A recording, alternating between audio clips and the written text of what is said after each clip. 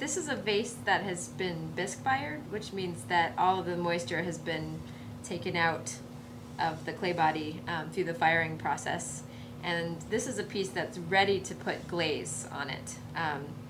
Here is a piece that has glaze on it already. You can see the difference. What a glaze is, it's a combination of elements that when they reach a certain temperature in the kiln, they vitrify and literally they turn to glass. It's important to use both a mask and have a ventilation system in the room as you're using the ingredients that you're mixing into your glaze.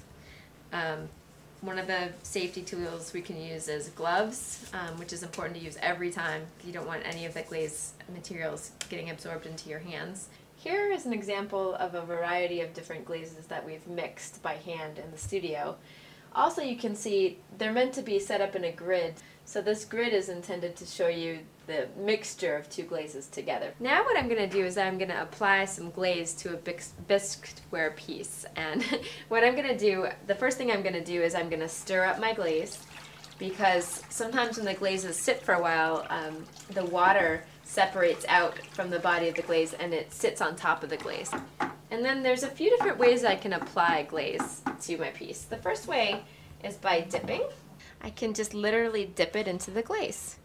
And so anywhere my piece has the glaze on it, it's gonna, when I fire it in the kiln, that's what's gonna vitrify and turn into the beautiful glaze glass. So dipping is one way to put on the glaze, and another way is painting. And so sometimes when you paint the glaze on, you have to do multiple coats because the brush strokes might show and it might be a little less regular than if I was going to dip it.